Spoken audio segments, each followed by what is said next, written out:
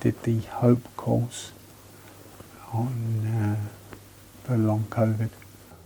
The course met my expectations, yeah, because it was really well crafted. It was little bite-sized chunks. It wasn't too much to swallow in one go. So we was taught different strategies and different coping techniques, and a lot of it's research as well. I believe a lot of it was down to research.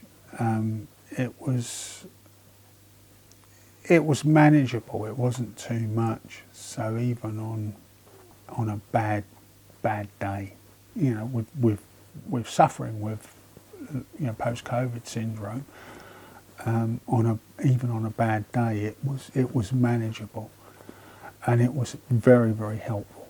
The course enabled me to open up and be honest about how I was feeling.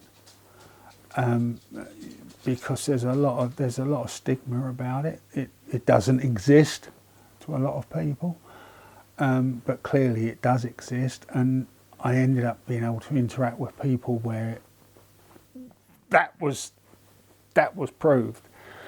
You know, that was definite proof to me that I wasn't going crazy. You know, I might have already been crazy, but I wasn't going crazy because of long COVID, because it doesn't exist. It does exist, and it was, as I say, the coping.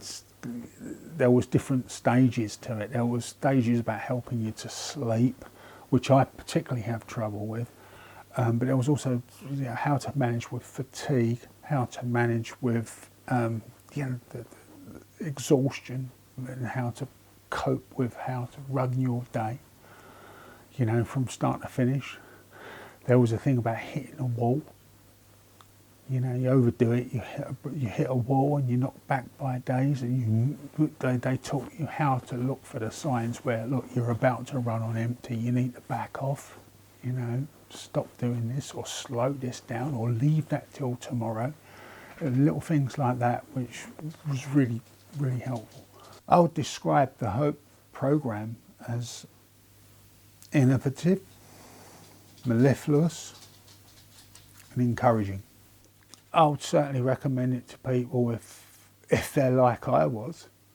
Definitely, you know, because I was doubting that I was even ill. I knew I was ill. I knew I had this thing, but I wasn't believing it, and I wasn't believing how I didn't know how to cope with it. I didn't know how to live through it.